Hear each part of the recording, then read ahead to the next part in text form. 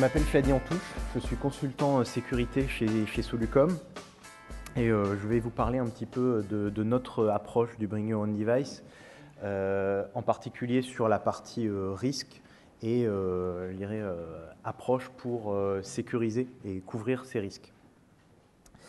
Deux mots en 2 secondes sur Solucom et plus particulièrement sur la practice sécurité. Aujourd'hui, Solucom et sa practice sécurité, c'est 165 consultants dédiés à la sécurité. Donc, on traite les problématiques de sécurité, je dirais, de bout en bout, avec une approche finalement assez calquée sur la démarche 27001. Notre objectif, un de nos objectifs étant notamment d'apporter l'innovation au cœur des DSI, au cœur des métiers. Je n'en dis pas plus, vous avez nos publications, notre site et notre webzine à votre disposition. Alors, Bring Your Own Device. Un petit rappel historique sur le sujet. Alors, aujourd'hui, on parle d'un buzzword, donc c'est vrai que c'est un mot qu'on retrouve beaucoup ces derniers temps, mais finalement, la notion existe depuis un moment. On a retrouvé des traces du XXe siècle avec la notion de BYOB aux États-Unis pour le Bring Your Own Bottle, alors qui se décline en diverses significations. On a le Bring Your Own Barbecue et le Bring Your Own ce que vous voulez finalement. L'idée étant effectivement d'amener sa bouteille quand on va dans un bar, peut-être pas dans un bar, mais dans une soirée, etc. En revanche, dans le monde de l'IT, la première trace que nous on a trouvée de ce principe-là, eh bien, elle est due à Apple, finalement, qui, pour son Mac Mini, avait marketé en fait, la machine en parlant de BYODKM. C'est toute une préparation pour arriver à le prononcer, mais l'idée, c'est Bring Your Own Device, Keyboard and Mouse. Donc, finalement, Apple vendait le boîtier, l'unité centrale, et puis il fallait y rajouter son écran, sa souris, son clavier. Et donc, c'est cette première trace de BYO quelque chose dans l'IT. Et puis, en termes de projet, de déploiement, là aussi, finalement, on a retrouvé des archives de 2006, époque lointaine, où BP, British Petroleum, finalement, avait commencé à aborder le sujet, alors pas en l'appelant BYOD, mais en l'appelant DIY IT, donc Do It Yourself IT, où finalement, l'idée, c'était un projet où l'entreprise ne fournit plus le poste de travail aux collaborateurs, mais c'est eux qui, finalement, choisissent leur matériel et l'amènent pour travailler avec. Et plus récemment, donc BYOD, alors là-dessus, ce qu'on a fait, la petite courbe que vous voyez à droite, c'est un Google Trend. Donc vous savez, c'est cette fonction de Google qui permet de savoir combien de recherches ont été faites sur un mot ou une expression avec le moteur. Et finalement, ce qu'on voit, c'est que, alors c'est pas très clair là, mais entre juillet 2011, donc mi-2011, et avril 2012, finalement, le nombre de requêtes sur BYOD a doublé. Alors là, l'échelle est simplement relative, mais sur le principe, ça veut dire que finalement, et on voit qu'elle a explosé à la fin de l'année 2011. Ça veut dire que ces derniers mois ont vraiment été marqués par un buzz autour de cette expression-là. Alors finalement, je m'attaque directement à l'aspect risque. En fait, les risques liés au BYOD ne sont pas tous des risques nouveaux. On a réussi finalement à extraire, je dirais, 3 grandes catégories de risques. Des risques sur les données, qu'elles soient professionnelles ou personnelles, des risques pour le système d'information de l'entreprise, et puis dans un troisième temps, des risques donc moins techniques, moins IT, et plus organisationnels, juridiques, réglementaires. Et finalement, ces risques donc, peuvent se situer sur toute la chaîne de liaison sur les terminaux, sur le lien entre les terminaux et le SI de l'entreprise, et sur le SI de l'entreprise lui-même. Et finalement, ils doivent vraiment être, je dirais, abordés de bout en bout. On ne peut pas se contenter de regarder les risques sur le terminal ou sur la liaison ou sur le SI. Il faut le regarder dans son ensemble. Jusque-là, c'est principalement du bon sens. Alors, finalement, les risques pour les données professionnelles, personnelles, les risques pour le SI, ce ne sont pas des risques nouveaux liés au BYOD en lui-même. Techniquement, ces risques existaient auparavant. Simplement, le fait que les terminaux soient personnels, privés, peut augmenter le niveau de ces risques-là et en augmenter l'impact. Alors, comment est-ce qu'on protège tout d'abord les données et le SI? Donc, on peut avoir une approche assez classique de dire finalement, je prends la main sur les terminaux, sur les devices, et puis j'applique une méthode, j'ai presque envie de dire à l'ancienne. J'applique des restrictions, je verrouille, je force des mots de passe, je mets des diverses restrictions, des versions d'OS minimales, etc. Mais en fait, on se rend vite compte que lorsque les terminaux sont personnels, si on impose trop de contraintes, finalement, ça dégrade l'ergonomie. Et c'est assez important parce que l'ergonomie est un point important, je pense qu'on reviendra dessus dans les présentations suivantes, l'ergonomie est un point important pour le BYOD. Ce n'est pas un point sur lequel on peut faire l'impasse. Et quand on pousse vraiment ces contraintes, ces mesures de sécurité trop loin, ben finalement, on peut même s'exposer à un rejet des solutions de la part des utilisateurs. C'est-à-dire qu'ils vont potentiellement en arriver à dire votre solution elle est beaucoup trop contraignante, elle m'impose des choses qui font que je préfère ne pas l'utiliser. Donc là, on a mis un petit extrait d'article qui montre aussi un risque qui peut, là pour le coup, qui peut apparaître à travers le BYOD. C'est simplement l'histoire finalement d'un collaborateur dont le terminal personnel est effacé entièrement, que ce soit les données professionnelles ou personnelles, parce qu'un administrateur fait une erreur de manipulation et efface le terminal. Et donc là, ça peut commencer à devenir problématique. Alors comment on fait pour sécuriser ces données? En fait, quand on réfléchit au sujet, la première conclusion à laquelle on arrive, c'est idéalement, si on arrive à ne pas stocker de données sur les terminaux personnels, c'est peut-être encore le mieux. Donc pour ça, on a des solutions qui existent depuis des années, qui ne sont pas des solutions techniquement nouvelles, tout ce qui est des ports d'affichage, tout ce qui est webisation des applications, donc les publier en mode web. Et si finalement ces solutions-là ne correspondent pas, pour des raisons techniques, pour des raisons d'ergonomie, eh bien, essayez de sécuriser les terminaux. Alors là, il y a deux grands types de méthodes de sécurisation. On a la notion de silo applicatif, qui est apparu ces dernières années, je dirais, sur le marché, en particulier des smartphones et des tablettes, où l'idée c'est de dire le terminal est personnel, mais j'inclus dans ce terminal personnel une bulle professionnelle que je sécurise, sur laquelle l'entreprise garde la main, l'utilisateur étant libre par ailleurs de faire l'usage qu'il veut de son terminal. Voilà, ça c'est la notion de silo. Et puis sinon, on a les notions de gestion de flotte, qui sont, je dirais, plus une approche classique, en disant l'entreprise a la main, ou en tout cas en partie la main sur sa flotte, ses terminaux, et elle applique un certain nombre de mesures de gestion, de sécurité, de configuration. Aujourd'hui, ce qui se dégage et ce qu'on voit apparaître comme plutôt les orientations que prend l'histoire, si je peux dire ça comme ça, c'est plutôt pour tout ce qui est PC, portable en particulier, des solutions de déport d'affichage, où là on va pouvoir, je dirais, ne rien stocker sur les machines et avoir une ergonomie qui est relativement acceptable pour l'utilisateur. En revanche, dès qu'on va passer sur des terminaux plus petits, plus mobiles, les solutions de déport d'affichage montrent vite des limites en termes d'ergonomie. Et du coup, on va peut-être plus opter pour des solutions type silo applicatif.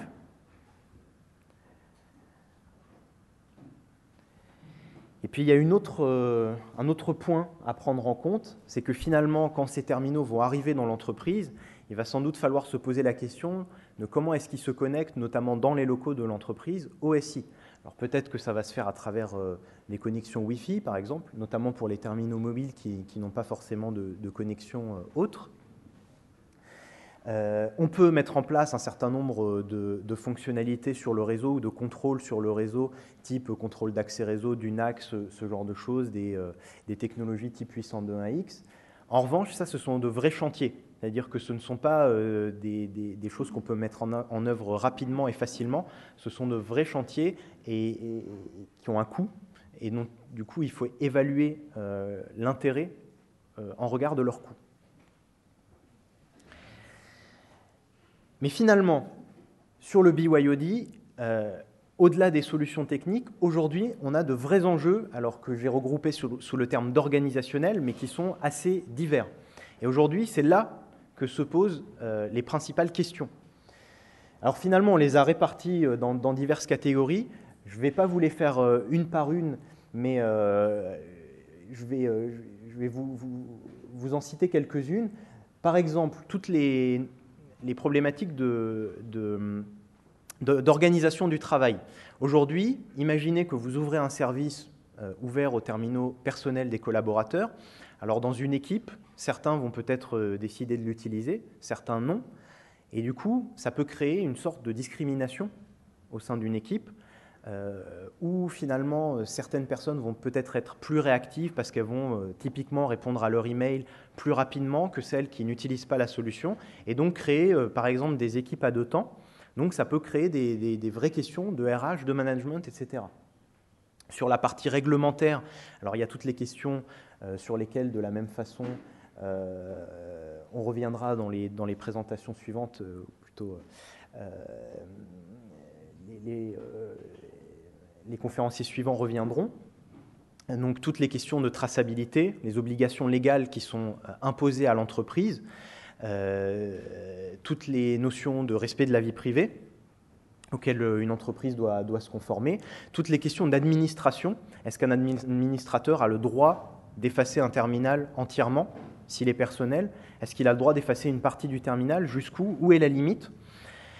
Et puis, tout un tas de questions d'ordre, je dirais, usage, purement usage. Aujourd'hui, c'est le terminal personnel de l'utilisateur.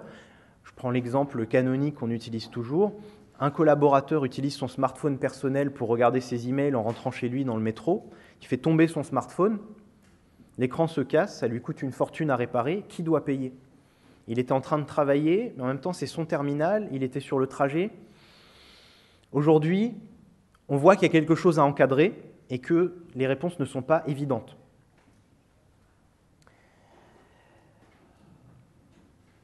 Et alors, on voit bien qu'au fur et à mesure qu'on va traiter ces questions, et qu'il faut traiter ces questions, on va avoir une nouvelle approche de la relation DSI-utilisateur. Là où auparavant, alors on l'a représenté sous forme de cette pyramide, là où auparavant on avait finalement des terminaux complètement maîtrisés, donc à gauche de la pyramide, où on pouvait forcer finalement les configurations qu'on veut, où on pouvait restreindre les usages à ceux qu'on souhaite voir, on pouvait se permettre à partir de ce moment-là de dire j'ai un terminal qui est verrouillé, que je maîtrise, et donc je le fournis à l'utilisateur, et ensuite je fais du support selon des cas de support qui sont connus et un nombre d'usages limité. Quand on passe dans un mode BYOD, on va faire moins de configuration, peut-être sans doute pas zéro configuration, mais moins. Et à partir de là, on va devoir non plus supporter complètement l'utilisateur, mais plutôt le sensibiliser, le responsabiliser aux usages qui sont bons ou mauvais, aux usages qui sont conseillés, déconseillés, et puis finalement trouver d'autres moyens d'avoir cette relation à l'utilisateur et ce support. Ce qu'on peut voir dans certaines sociétés qui ont déployé du BYOD, c'est par exemple plutôt mettre en place au lieu du support habituel, du helpdesk habituel, des systèmes de type forum, wiki, etc., pour que les utilisateurs puissent échanger entre eux sur les solutions et trouver et s'aider eux-mêmes, trouver les solutions eux-mêmes. Alors, comment on commence? Quelle approche on prend? Aujourd'hui, nous, ce qu'on dit, c'est commencer par des choses évidentes, commencer par les choses dont on est le plus sûr, c'est-à-dire commencer par les besoins à côté desquels on ne pourra pas passer. En général, on en a toujours un ou deux qui sont la demande initiale. Donc là-dessus, on a des solutions techniques mûres, il existe des solutions complètement valables, et puis essayer de lancer des POC sur des solutions innovantes. Alors ce point-là est assez important, parce qu'aujourd'hui, on se rend compte que la maturité de la notion de BYOD est clairement pas établie, et du coup, il est nécessaire de tester un certain nombre de choses dans son propre environnement. Parce que tout n'est pas applicable partout. Il y a des notions de culture d'entreprise, d'acceptabilité des utilisateurs qui peuvent vraiment varier d'une entreprise à une autre. Et alors justement, il faut définir vers quelle cible on veut aller. Avant de complètement lancer une machine BYOD, il faut savoir à qui on veut offrir ce service, quelle population, pour quels usages, jusqu'où on veut aller, quels terminaux, quel niveau de service on veut offrir. Est-ce qu'on offre du support type helpdesk? Est-ce que non? Est-ce qu'on offre quelque chose en termes de support? Voilà. Tout ça, c'est des choses qu'il faut nécessairement réfléchir en amont.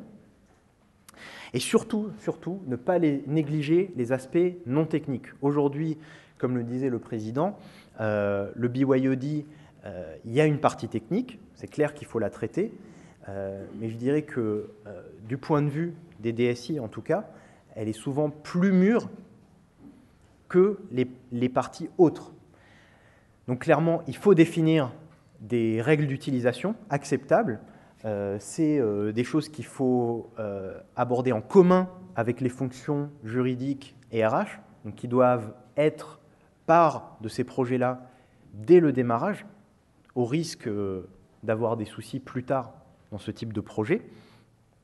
Et puis évidemment, s'assurer qu'on respecte tous les aspects réglementaires, qu'on a bien notifié la CNIL si nécessaire, qu'on a bien consulté les instances idoines de l'entreprise et qu'on est bien en règle vis-à-vis de tout déploiement. Donc évidemment, inclure je dirais, les fonctions juridiques est nécessaire. Finalement, la démarche projet, elle est relativement classique. Il faut cadrer ce qu'on veut faire. Donc là-dessus, typiquement, si on prend notre expérience à Solucom, on accompagne un certain nombre de clients sur des études de faisabilité. Donc, est-ce qu'on pourrait mettre du BYOD dans tel ou tel contexte? Cadrer, finalement, les usages. Qu'est-ce qu'on veut en faire? Pour qui? Comment? Et puis, analyser les risques de sécurité, évidemment. Donc, démarche assez classique, en prenant en compte le fait que les terminaux sont personnels.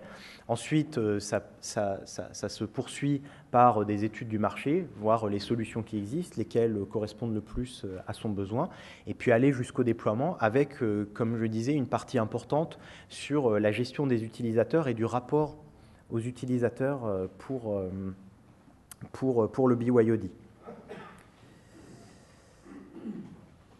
En conclusion, alors un titre un petit peu provocateur, BYOD, l'avenir de la DSI, pas nécessairement, mais en tout cas, c'est aujourd'hui un mouvement que les DSI et les RSSI se doivent d'accompagner. Aujourd'hui, on ne peut plus dire on interdit, on bloque, on ne peut pas faire. C'est une position qui est difficilement tenable. Comme je le disais, l'ergonomie, les usages, c'est vraiment un point clé.